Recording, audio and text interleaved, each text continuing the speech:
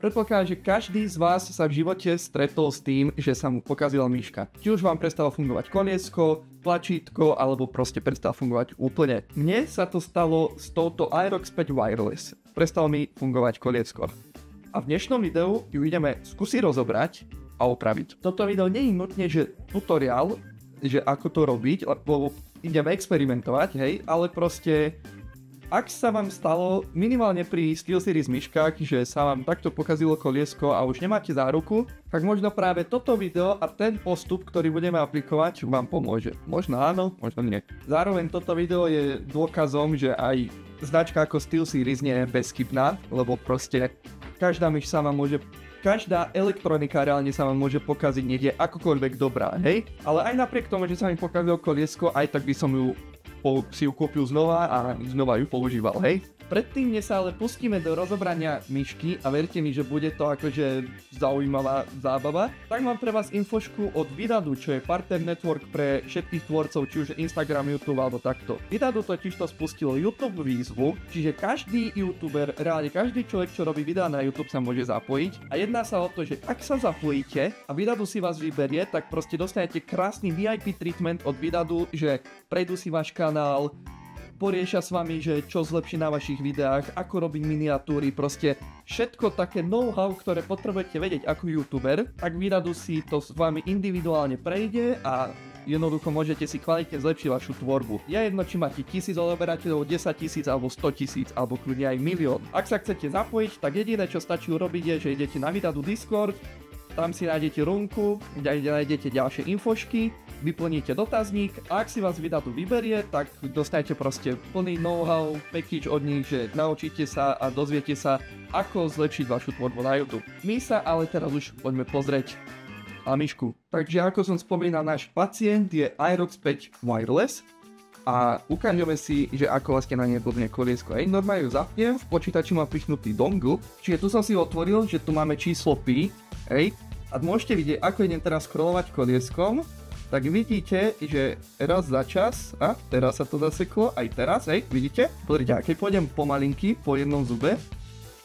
funguje, preskočilo o 2, vrátil sa naspäť, o 2 preskočilo, čiže proste idete to koliesko blbne, mám tam najnovší firmware, že to nemala by to byť softwarová chyba, takže jediné, čo môže byť, je hardwareová chyba. Čo som sa tak dočítal, tak proste, že táto séria myšiek, čo vyrábali v rokoch 2022 plus minus, tak mala takú chybičku krásy dizajnovú, že jednoducho sa vám vie do toho senzoru na koliesko dostať špina a tým pádom vám začne takto blbnúť.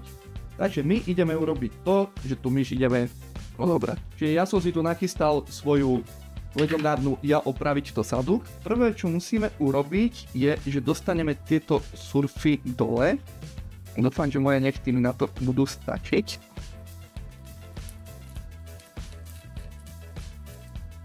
Čiže to je jeden. Tak väčšinou, keď dávate takto dole surfy, tak by ste mali namiesto toho osadiť nové surfy, lenže tie ja bohužiaľ nemám, takže musím dúfať, že tieto surfy budú dostatočne funkčné, keď ich vrátim naspäť. To ide strašne ťažko. A, už?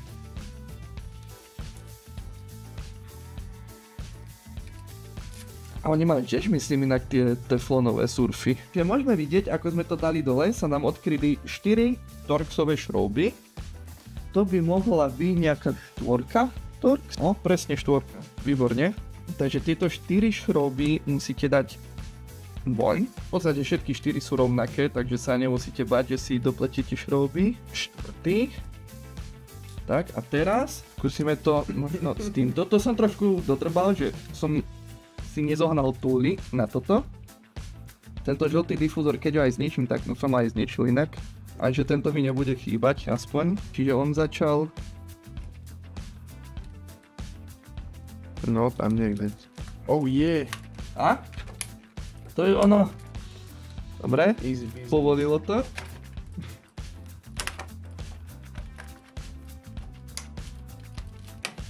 Dobre, už aj táto strana mi povolila. Nechcem dolámať tie clips, nejaké sú. A už som ich aj dolámal. To bude držať. Dobre. Chceš vyprať hento odtiaľ, ne? Ty vole, už teraz vidím vlasy. Moc drasticky do toho ideš. No, lebo tu vpredu sú klipsne, to aj Čavo na tom videu mal proste vpredu klipsne, ale on to vedel vypáčiť. Chudinka myška dostáva utrpenie. Abusement. To sú presne zvuky, ktoré chcete počuť, aby vaša myš robila. Ale aj tak... Drastic measures nastávajú. Aj tak je to schované. Toto v živote nechoďte do plastu šrobovákom a za chvíľku si ukážeme presne, že prečo. Hneď ako tam prvýkrát stykne ten šrobovák a otočím to. Bude to celé dolámané. Len tam mi zavadzia už. Príďte, a môžete vidieť, hej, už ako je dorezaný ten plast. Preto nechodíte kovovým do plastu. Preto máte tie plastové somarinky, ktoré ja presne nemám a tým pádom si takto ničím tú myš. Že vyjde? Počujem to lámanie. Lámanie, to je dobré. Cikóky, toto je jak zarvá to tam. Yes, let's go. Nice. Prvý vonku. Teraz už to bude easy. Už sme uvoľnili ten najviac otravný. Preto mi drží chvíľu. Yes, let's go. Nice. No, už teraz to pôjde. Nice. Let's go. Rozobraná myš. Tento káblik si vypojíme von, nech nám nezavadzia. A tu máme vnútro myšky. Ukáž ty klipsne. Dobre sú ešte.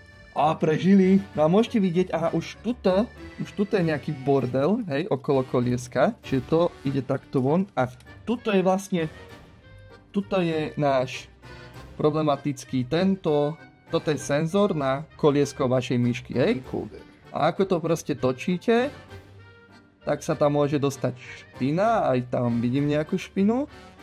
A keď tam je proste špina, tak to nefunguje. Hej, tu je nejaký blas. Čiže môžete vidieť, že ako je to tam extrémne zaprášené. A celkom čisté to je ešte. Aj celkom, ale pozri, tuto pozri.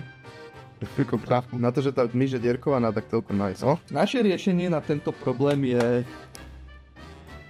Economic Air Dust. Air Duster. Proste v plechovke stlačený vzduch. Je to strašne neekonomické, aj keď je tu, že ekonomy, ale proste použijete to a vyhodíte to do koča. Môže si za 3 kg kúpiť kompresor kvôli tomu. Ale presne, ak chcete, tak si môžete kúpiť za 80 € kompresor. A vyčistiť jednu myš. A vyčistíte jednu myš, alebo si môžeš vyhodiť plechovku na 6 € a spotreba plechovky je možno jednu za rok spotrebujem, alebo dve. No, to máš chill. No. Takže ideme ju proste poriadne prefúchať. Hlavne toto. No a keď som čistil len koder, ešte som na to dával trochu izopropyl. Nech to rozpustí ten mas z prstov a tak, vieš. No, tak daj potom. Počkaj, koliesko dostalo trošku zasrané, lebo... Vieš ho vybrať, no. Lebo však oni ho tam musia vedieť dať, vieš. Počkaj, takto, ja by som navrhol, vyskúšajme, či vôbec. No, dobre. Tak, to si čisté. Môžeš vyleštiť to vnútro. Takže teda ešte vnútro.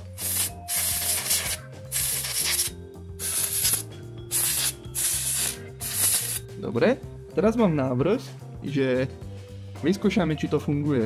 No. Čiže opatrne zapneme PCBčko. Myš funguje. Šok od 3 V. Dobre. A počkaj, ideme ovládať myšku, pozrite. Bum. Ide to. Počkaj. Bum, tak. A ukážky budeme scrollovať. A stále blbne. Treba to asi vyčistiť s tým izopropylom. A izopropyl je super v tom, že je nevodivý a rýchlo sa vyparuje. Takže je ideálny na čistenie elektroniky, čo sa týka špiny, masnoty a takýchto vecí. A čo, kevkou to prejdem, alebo jak? No, kľudne. Keby máš také tie tyčky do ucha, tak ideálne, ale to mám. To tak dávaj. Dobre, takto. Ale ešte môžeš porobiť, že tam dáš veľa toho a dáš a budeš točiť s tým kolieskom, nech to celé tak vnútri. No tak, však to nič nespraví, to sa vyparí hneď. Hej, stlačený. Jaj, Doriky.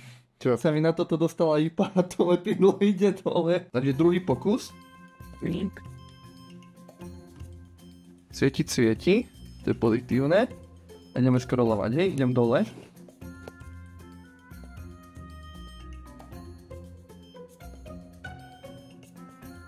Zatiaľ pohode, ideme naspäť hore. Fix it. Easy fix. Počkaj, čiže pozrite, normálne ideme hore, hej, idem hore. vôbec nepreskakuje, hej? Funguje? Topka jak nové. Opravené, gotovo. Podarilo sa nám to opraviť. Ako ste videli, proste sme tam naliali izopropyl alkohol, hej? No, ideme teraz na tú zábavnú časť, vrátiť to celé dokopy. Ale teoreticky by malo stačiť, počkaj, v prvom rade musíme zapojiť káblik. Hej, myšku sme si otestovali, fungovala, čiže tento káblik, dobre, zatlačený. A teraz len... A nie, že či to musíme... Podľa mňa by to malo stačiť, že to proste zhora dám a zacvaknem. Skús. Ten predok najprv daj. Však predok už je. A? Dobre? Už je. Takto. To musia pozapadávať do tých klipsov. Dobre, máme. Aha, počkaj, táto strana nám nesedí. Troška. No, musíš potiahnuť, no. No, tak. Tak, dobre. No, už si asi aj full. Ešte nie, ešte tuto, tak. No, a už sme full. Aj. Tak to bolo celkom easy. Dobre, ešte ju zapneme znova. Ešte skontrolujeme, čiže koliesko funguje normálne už, to je super. Hej, proste si scrollujem slobodne, ale dobre, aj tieto tlačítka fungujú, tie boli na to bočné PCBčko, čiže to je super, že fungujú. Dobre, tak tým pádom... Môže bez šroubov nechať. Až to hen tak pokope, jak drží. Tak pochybujem, že by to rozpadlo, keby to je tak pravda, že tie šrobiky sú tam reálne na dve veci. Teraz nejakým zázrakom tam vrátiť surfy, poriadne popritlačať. On sa ešte pritlačí samo, ako ho budem používať, takže v pohode. Horný surf, dúfam, že ten bude držať. Keď tam tú ipu nalialo. Však on má toľko lepidla na sebe ešte. A tento spodný sa odliepa na tejto strane. No však hej, lebo tam si ho začal. Dobre. Proste bude sa musieť trošku vyšúchať jedno s druhým. V podstate ja ju používam v robote. Toto je normálne, že daily myš, ktorú ja používam v práci. Podarilo sa nám ju opraviť, tú myšku. Ale musíte si zapamätať dve veci, že môže sa vám presne takéto niečo stať, že takto si tú myšku v podstate mechanicky poškodíte a určite stratíte záruku, Ak máte myš v záruke a deje sa vám, že vám blbne koliesko, alebo tlačítka, alebo hocčo, proste ju vyreklamujte, Nikdy nemáte bezchybný produkt, čo sa týka elektroniky, nikdy. Takže keď máte proste takúto vadu, jednoducho to len vyreklamujte a pošlú vám novú, alebo ju opravia, ako sme ju my opravili, ale v rámci záruky. Ak už ju v záruke nemáte, no tak, ako ste mohli vidieť, izopropyl alkohol pomohol. Ľudia na internete písali, že to robili VD40, ale... To ti vysuší to mazivo. Presne, ale to aj tá IPA. Asi tá IPA je jednoduchšia, VD40 máte výhodu, že to tam viete streknúť, Ale mohli ste vedieť, že my sme to tam naliali, počúchali, a vyčistilo sa to. Otázne je, koľko to vydrží. Rovno mám k tomuto status update, akurát túto striam to video.